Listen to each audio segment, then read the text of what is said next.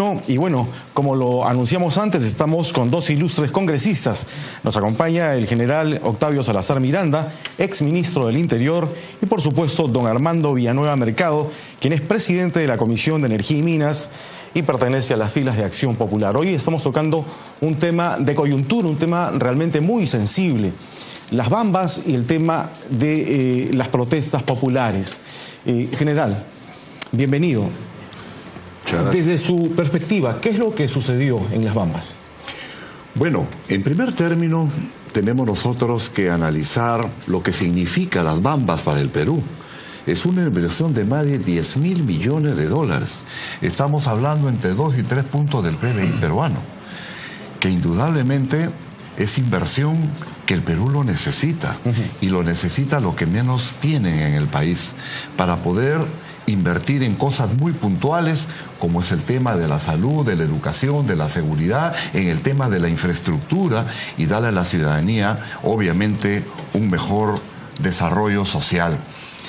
El problema que se tiene en todos estos yacimientos extractivos que tiene el Perú son situaciones que muchas veces parten, y en el tema de las bambas sí parten de situaciones de reclamos que son justos. Son justos, porque el Estado ingresa en una monotonía de mesidas a la propia ciudadanía, al propio comunero de la zona, en no cumplir.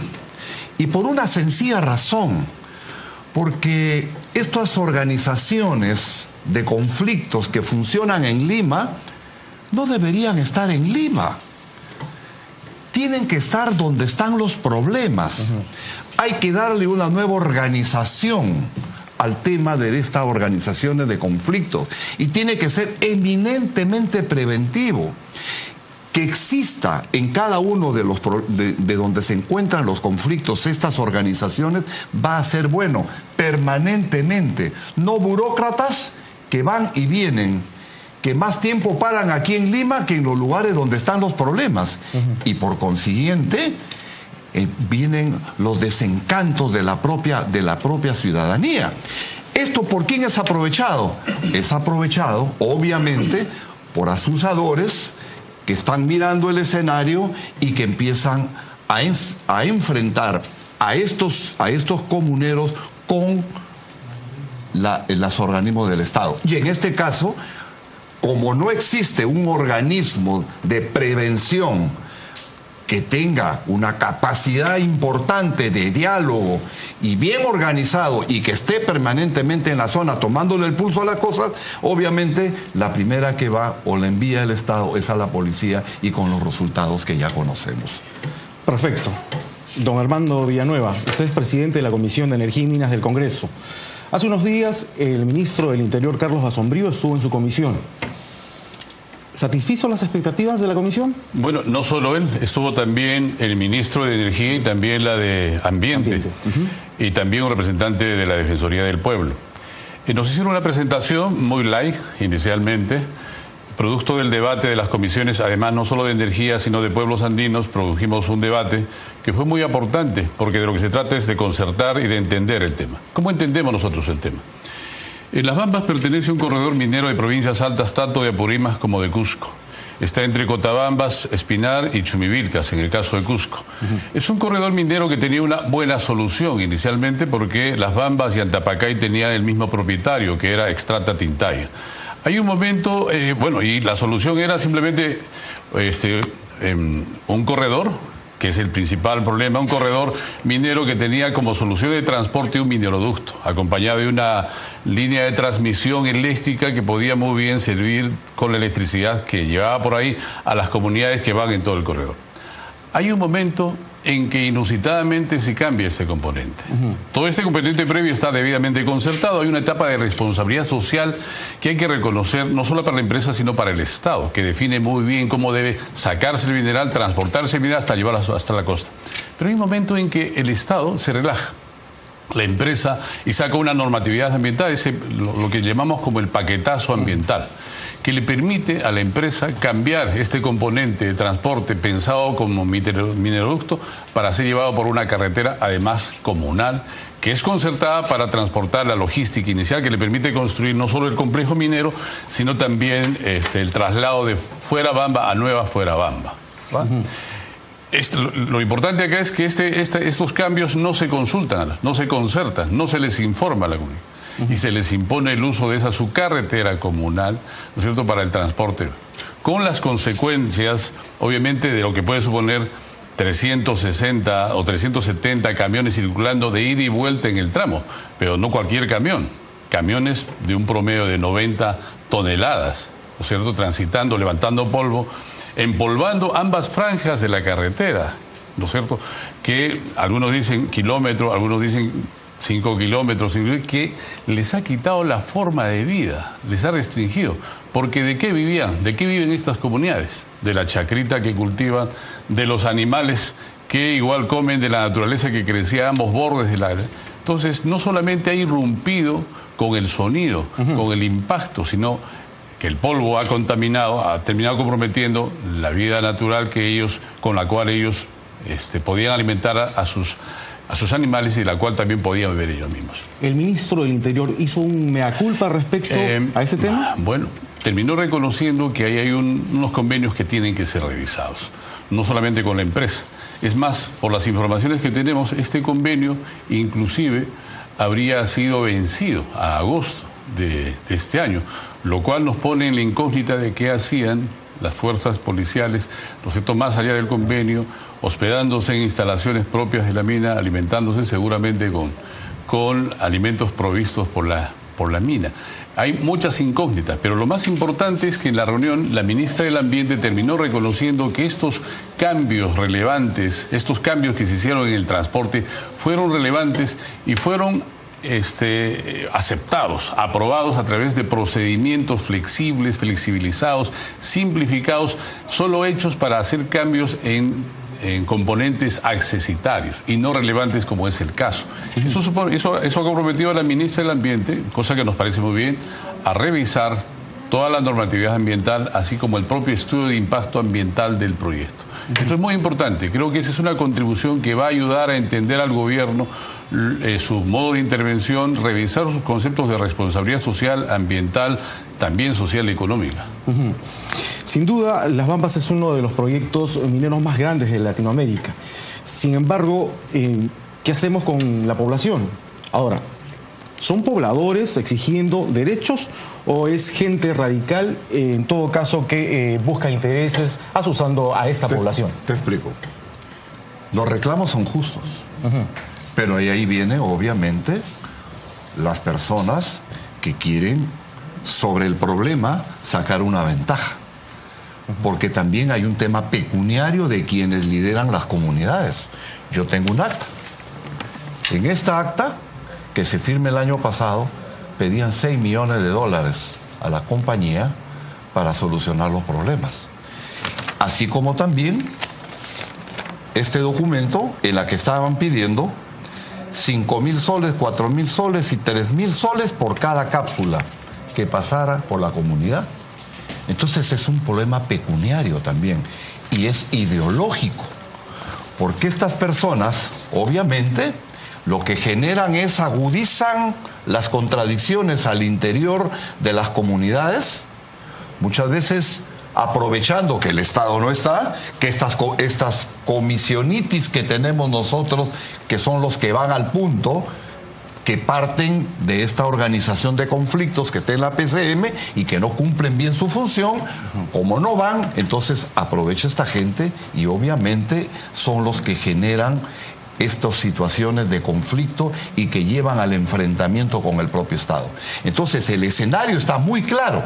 Entonces aquí hay un tema, es un reclamo justo, pero también es un tema pecuniario de quienes lideran estas organizaciones y es un tema ideológico, porque van a enfrentar. Entonces obviamente nuestros comuneros son llevados por estas personas hasta un punto tal en la que, aprovechando que el Estado no está presente, porque estas organizaciones, reitero, que tienen que entrar en una transformación. Estas comisiones que parten de este tema de control, de prevención de conflictos en la PCM, no cumplen bien con su función, entonces sencilla llevan al punto de un enfrentamiento.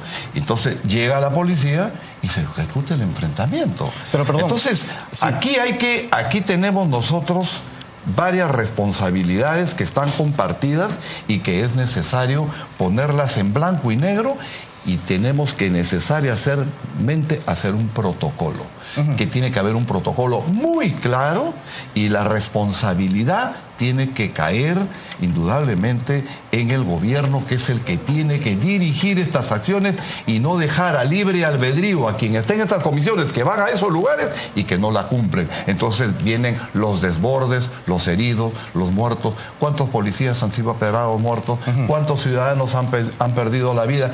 ¿Cuántos asusadores disparan a los comuneros para herirlos o para quitarles la vida, para que le echen la culpa al Estado? ¿Y quién es el Estado en ese momento? La policía. Entonces, estos temas, ¿cómo se acaban? Planificando bien las cosas. Necesitamos un Estado eficiente que cumpla bien con su labor.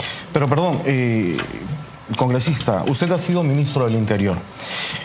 Se habla de gente radical que asusa a la población. ¿No se ha podido hasta el momento identificar quiénes son? Porque esto no solamente es de las bambas. Por supuesto, esos cuántas veces han sido denunciados y no les pasa absolutamente nada. El problema es ese, porque se piensa que este desencadenamiento de los heridos y los fallecidos entre policías y comuneros, que no debería suceder, se piensa como que parte de reclamos, y a las finales esto se va diluyendo. Entonces creo yo que hay que valorar la vida humana, valorarla. Y estas cosas tienen que siempre generar y llegar a haber responsabilidades, y que esto tenga necesariamente, como acabo de manifestar, hay que hacer protocolos válidos en la que cada uno tenga que hacer. Y tenemos que esta organización de conflictos llevarla al punto donde esté el problema, no de Lima, porque el burócrata que vive en Lima comienza a engañar el día que va a ir, mañana voy, pasado voy, por no ir. Y se termina esto agudizando. En un cambio de gobierno de un lado al otro, del gobierno del señor Humala y del señor Kuczynski, estas organizaciones no pueden relevarse distendidamente. Los relevos tienen que hacerse en el lugar, allá. Allí tienen que estar. ¿Y con quiénes son las personas, quiénes son los interlocutores válidos? Y hacer ese matching presencialmente, para que el Estado no se desprenda y no permita ni deje fisuras para que ingresen los radicales.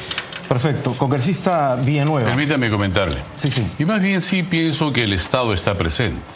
Está presente cuando determina erróneamente cambiar componentes accesorios o componentes importantes, relevantes, como que si estos fueran accesorios, utilizando procedimientos simplificados, ¿no? Ahí está presente el Estado, erróneamente. El Ministerio de Energía y Minas habría cometido el error de cambiar los componentes accesorios o componentes importantes como si fueran accesorios a través de procedimientos. Hay un error que cambia todo este proyecto de corredor minero para toda la zona, resuelta sostenible ambientalmente, económicamente, socialmente, porque hay una primera etapa bastante interesante. Lo que dices, una cosa presente. Apunto un tema, y es verdad lo que dices, porque también esta carretera era una carretera comunal.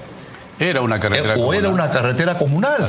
Y el señor Humala, antes de irse, la convierte en una carretera nacional. Bueno, en un decreto entonces, el 27 de julio. El 27. Pero no solamente es eso. Entonces el Estado sí está, pero para imponer. O sea, está debilitado. Está, bueno, yo diría que actuando erróneamente. Ese error hay que corregirlo. Y pudo haberse corregido desde el 28 de julio. Pero no solamente está erróneamente el Estado, también lo está cuando pone ahí las Fuerzas Armadas, pone a la policía, ¿no es cierto? Otra vez erróneamente. está ahí cuando hace convenios con la entidad privada que termina enfrentando a peruanos contra peruanos y a la policía defendiendo intereses particulares y no el interés común. Justo a eso quiero llegar, pero me piden una pausa, vamos a hacer una pausa pequeñita y vamos a tratar luego de la pausa un tema importante. ¿Hasta dónde puede llegar la prerrogativa de la Policía Nacional para poder imponer la paz y la tranquilidad? ¿Puede hacer uso de su arma de reglamento para hacer esto, para lograr esto? Una pausa, amigos, y regresamos con Escaño 131, siempre a través del canal del Congreso de la República. Regresamos.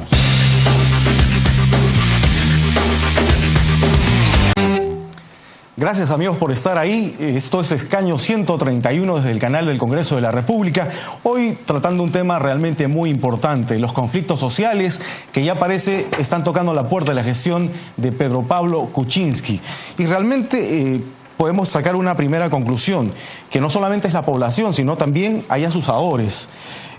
Congresista Villanueva, no creo que esa sea la primera conclusión. La primera conclusión es que el meollo del tema no es ni la población, que hay asusadores probablemente. El meollo del problema es una equivocada actuación del Estado peruano, del gobierno peruano, que consiente la posibilidad de hacer cambios relevantes e importantes utilizando de procedimientos, alterando un proyecto de corredor minero suficiente y debidamente concebido, no solamente por las empresas, sino también cauteladas por el Estado, y que en algún momento nos hicieron pensar que ese proyecto era sostenible económicamente, ambientalmente y socialmente. Creo que este es el tema mucho más importante, que no hay que olvidar a los efectos de poder conversar inclusive orientar no solamente la gestión del Congreso, sino fundamental del gobierno, que es el principal responsable en este caso. A eso quiero llegar precisamente. Durante la presentación del ministro del Interior, Basombrío, en su comisión, dentro de la información, dentro del informe que proporcionó, dio nombres de algunos asusadores, gente radical que se, digamos, colude con la población para poder, digamos, orientarlos a bloquear una carretera. No dio cuenta de nombres, que yo me acuerde. Dijo que más bien la responsabilidad había sido de algún oficial de segundo rango, ¿no es cierto?, que no había consultado el plan de intervención y que por tanto la responsabilidad era de él. Yo creo que es una forma de evadir políticamente aquello que evade nuevamente interpretar el tema. El tema central es cambios relevantes que no son consultados con la comunidad, que inicialmente está informada respecto de un tipo de proyecto que luego se cambia por una carretera que se ve irrumpida por 300 y tantos camiones diariamente de 90 toneladas sin que les ofrezca ningún beneficio, ¿no es cierto?, irrumpiendo no solamente la carretera, sino su modo de vivir, su modo de producción, sin que reciba ningún beneficio ni social. Todo lo contrario, todos son perjuicios. Yo creo que ahí está el tema, entender el tema. Ahora, perfecto. Vamos al tema de la crisis. ¿El gobierno manejó bien, gestionó bien esa crisis, concilió con la población, lo manejó de buena manera? No, definitivamente que no, porque hubo un espacio entre ambos relevos y nadie se dio cuenta de que habían ofrecimientos que habían culminado y que esto iba a reventar en cualquier instante. El problema, reitero, que esto parte porque tenemos un Estado que no previene, un Estado que, si bien es cierto, existen cosas que ya están establecidas y las quieren cambiar, obviamente, si es que estas no son conversadas con la comunidad y no son aceptadas, indudablemente que esto va a llegar a un conflicto. Entonces, y parte también por las mentiras y los engaños que muchas veces hace el Estado, porque no se tienen las personas adecuadas para que puedan estar permanentemente en esos lugares, porque para eso están, para eso el Estado les paga, entonces dejan su trabajo y se genera todo un problema. Hay que precisar aquí que el primer bastión cuando existe un conflicto tiene que ser la Organización de Prevención de Conflictos. No puede ser la fuerza que tiene que ir a desalojarlos, porque obviamente, ¿cuál es el papel que cumple una organización como la policía que va a esos lugares? Es desalojar, es desalojar. Y los de conflictos, bien gracias, en Lima, nadie había dicho absolutamente nada. No habían hecho el matching entre el entrante con el saliente de los dos gobiernos. Por favor. Por eso son los protocolos, y los protocolos tienen que ser sancionadores, y esto tiene que estar específicamente establecido para poder evitar situaciones que ya son recurrentes. Entonces, ¿esto se puede evitar? Sí se puede evitar cuando tengamos nosotros, en lugar de enviar a la fuerza, a la policía para que vaya y desaloje la zona, una carretera, porque obviamente también es verdad que hay personas que necesitan pasar. ¿Cuántos ciudadanos han fallecido porque eran trasladados en una ambulancia y no podían pasar y perdieron la vida? Hay N cantidad de personas. Entonces, en conclusión, nosotros no necesitamos tener a la policía como carne de cañón para utilizarla contra los ciudadanos. Y viceversa. Los asusadores a los ciudadanos, a quienes obviamente les proporcionan alcohol, les proporcionan su coca y los alientan a que vayan en busca de ese enfrentamiento. Porque en ese enfrentamiento, ¿quién gana? Ganan los asusadores, gana el tema ideológico de desestabilizar al país, y el país está harto de todas estas situaciones. Lo que nosotros necesitamos y requerimos es una paz para poder seguir creciendo. ¿Quién se perjudica con todo esto? Se perjudican los propios ciudadanos. Perfecto. Congresista Villanueva, ¿usted comparte la posición del congresista Octavio Salazar respecto a la gestión, políticamente hablando? No creo en una solución puramente policíaca, persecutoria. No, yo creo que hay que recurrir a la necesidad de recuperar responsabilidad social, concepto que no solamente debe ser echado a manos de las empresas, sino del Estado. ¿Por qué? Porque un Estado que subvierte un proyecto como este, con los cambios que seguramente encontrará algunos responsables en el Ministerio de Energía y demás, obviamente tiene que asumir la responsabilidad. No solamente desde el momento en que concerta un proyecto como este, sino en el momento en que empieza a obtener los beneficios vía canon y que son distribuidos a los departamentos, a las provincias y a los distritos. Desde el momento en que el Estado tiene que tener protocolos no solamente para controlar los movimientos sociales, sino tiene que garantizar la responsabilidad social que les garantice niveles de bienestar a las poblaciones comprometidas, a estas comunidades que no siempre son escuchadas y que se ven forzadas a tomar carreteras porque ya van 2 años, tienen 4 muertos en este caso, y no les hacían caso, los estaban meciendo. Vamos a ver, y hemos pedido que esté presente el vicepresidente y al mismo tiempo ministro de Transportes para que nos siga informando. Creo que hay que construir una política de responsabilidad social que tiene buenos ejemplos en el país. Una primera etapa, en el caso de Las Bambas, es un buen ejemplo. Hay ejemplos también en Antapacay. Ahí vamos a ver cómo se puede construir esta política de responsabilidad social, como si no solamente de responsabilidad de la empresa, sino también del Estado, que tiene que mostrar mayor racionalidad, mayor eficiencia y mayor sentido, mayor sensibilidad social para con estas comunidades que, siendo parte de un corredor como este, no reciben beneficios, los beneficios de bienestar fundamentalmente, y que todo lo contrario, ven alterado toda su reproducción social y económica cuando sus chacritas, sus animales, ya no pueden seguir viviendo en ese contexto. Precisamente a esto va la siguiente pregunta. ¿Cómo va el tema del estudio de impacto ambiental en la zona? Se ha hablado de que hay camiones de gran tonelaje que pasan por la puerta de la casa de una persona, y no solamente cada 5 minutos, creo que decía que pasaba cada camión.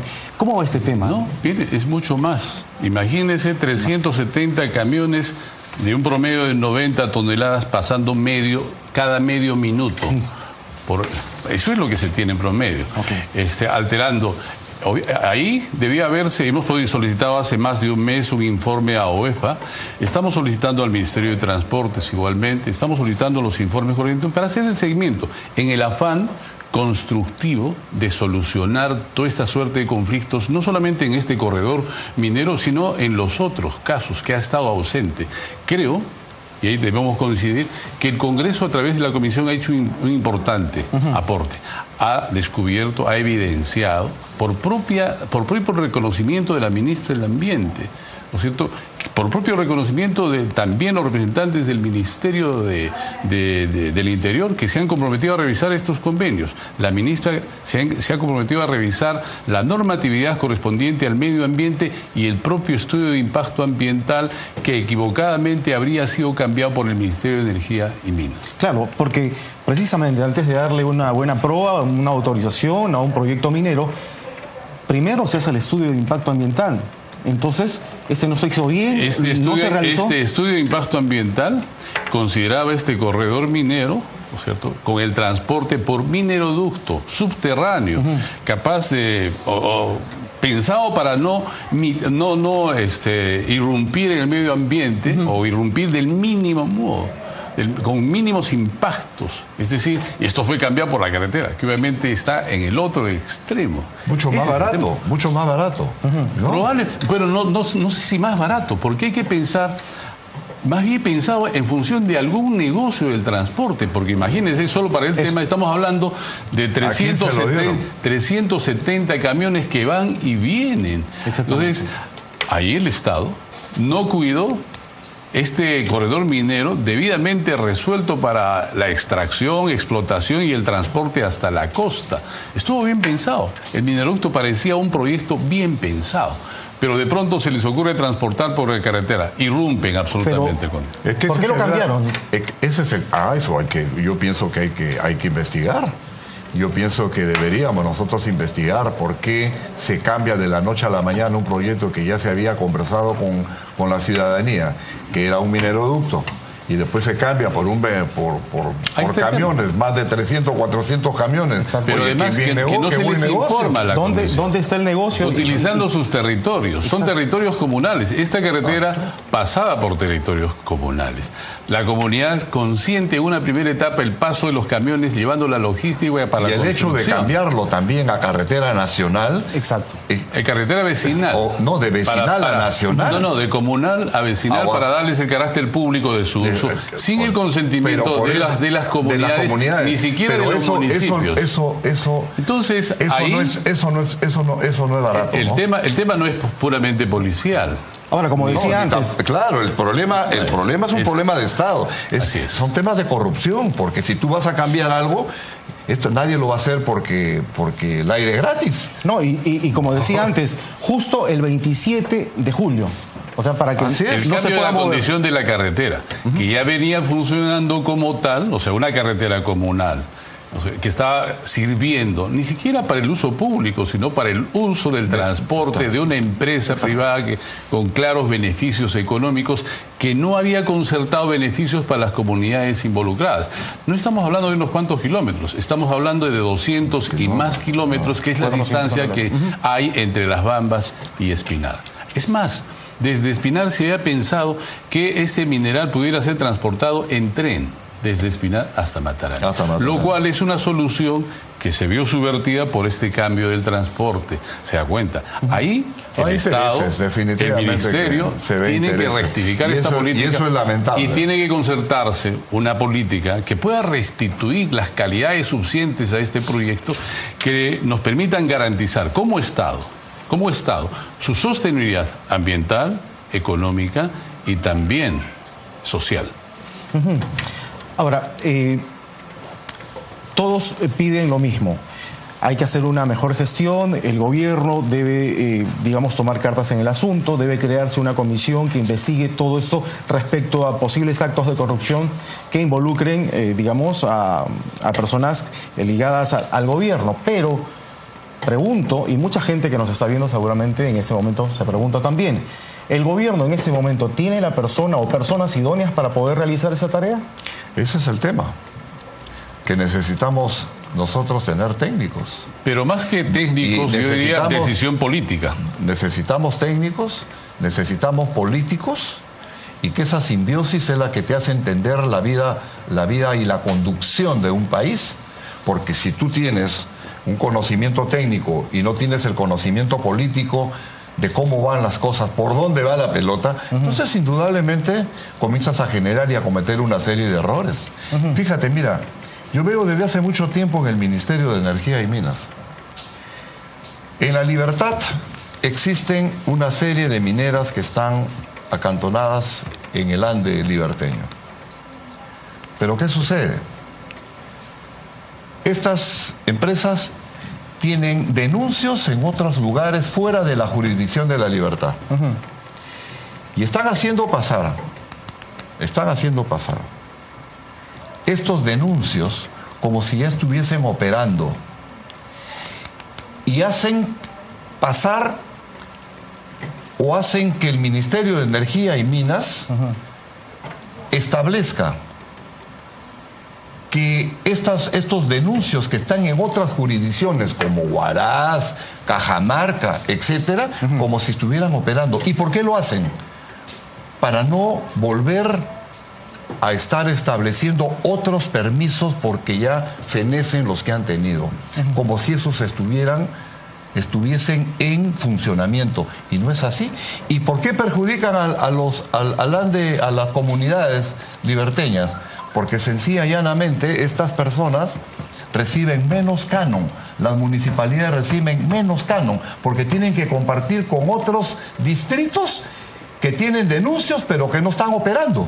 Entonces, y esa información, ¿quién la maneja? La maneja Energía y Minas. ¿Y aquí se le envía? Se le envía al Ministerio de Economía y Finanzas. Y Economía y Finanzas, con esa información, está sacando los porcentajes del canon. Perfecto. Ese es un tema gravísimo. ¿Qué se puede hacer desde la Comisión de Energía y Minas? Bueno, hacerle el seguimiento correspondiente, recibir información, hacer control político, fiscalización y eventualmente hacer los ajustes normativos.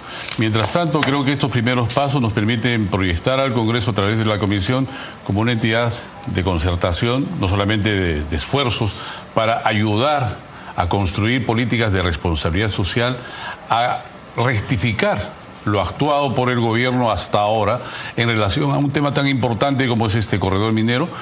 Hablo de corredor minero porque, claro, por ahora surge esta reacción social en las bambas de estas comunidades, pero hay similares preocupaciones de las provincias de Espinar y Chumivilcas, en el caso de Cusco, respecto de Hadvay, que es otra empresa, y respecto de Antapacay.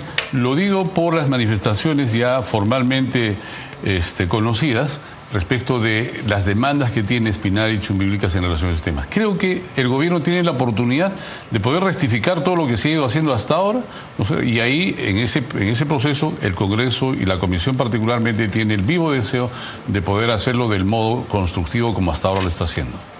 Perfecto. Digamos, hasta ahora el malo de la película, digamos, para el macro de la gente es la policía. Y antes de la pausa, quedó una pregunta pendiente. Usted ha sido ministro del Interior. ¿Puede un policía disparar contra un poblador en busca de ordenar la paz y la tranquilidad y desbloquear una vía? No lo miremos desde esa perspectiva. Las piedras que son lanzadas también matan. El año pasado perdió la vida un policía que lo mataron a punta de pedradas.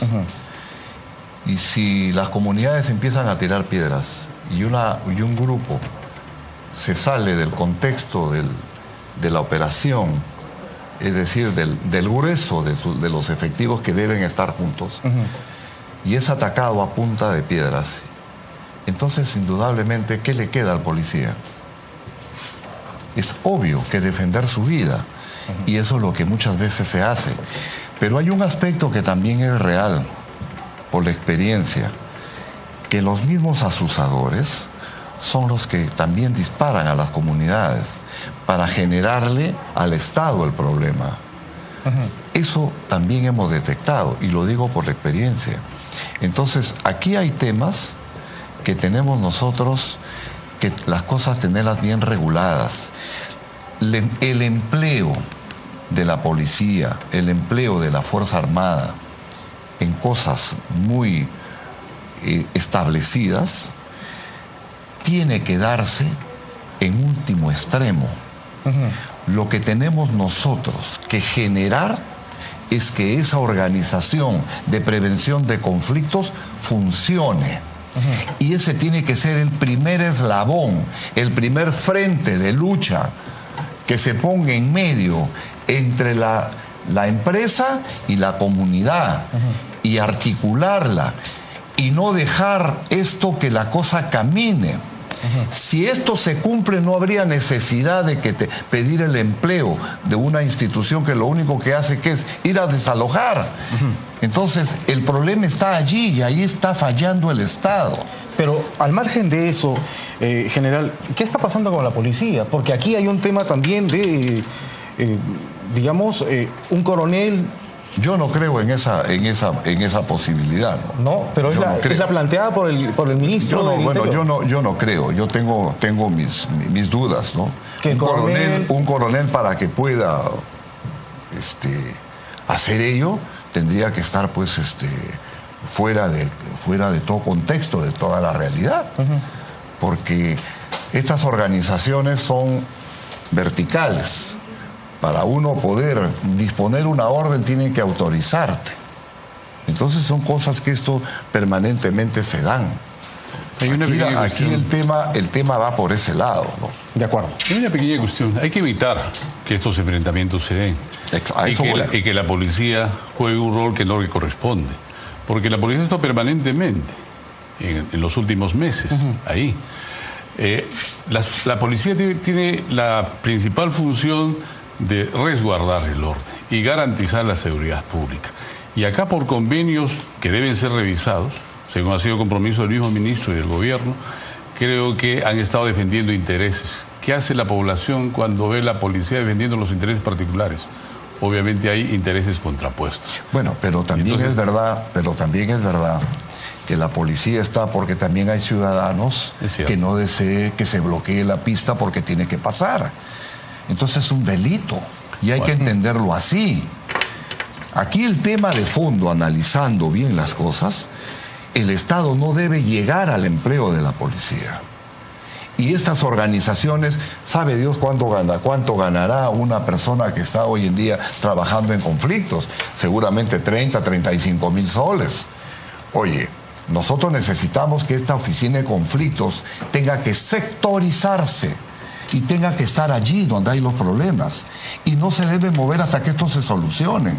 Que en Lima tenga que haber alguien que monitoree todos los conflictos a nivel nacional, perfecto, pero si estos parten de Lima y que van a las comunidades de vez en cuando, de cuando en vez, entonces nada nos asegura. Perfecto. Y creo que esa es la principal conclusión y recomendación que hay que hacerle al Estado. Congresista Octavio Salazar, congresista Villanueva, realmente un gusto haberlos tenido aquí y poder compartir con ustedes estos minutos de su valioso tiempo. Esperemos que desde la Comisión de Energía y Minas se pueda hacer muchísimo más. Hay mucho todavía por explicar. Tenemos previsto la participación de los ministros, también de la empresa, que tiene que informarnos a ver cuáles son políticas. Vamos a hacer el seguimiento e informar al Pleno seguramente de las medidas que como conclusión inicial podamos presentar y como aporte también del Congreso. Muchísimas gracias a ambos. Amigos, hasta aquí Escaño 131, como siempre, a través del canal del Congreso de la República. Guillermo González les dice muchísimas gracias por la sintonía. Nos reencontramos la próxima semana a esta misma hora y, como siempre, a través del canal del Congreso de la República. Escaño 131. Que tengan una buena semana. Que estén bien. Gracias. Hasta la próxima.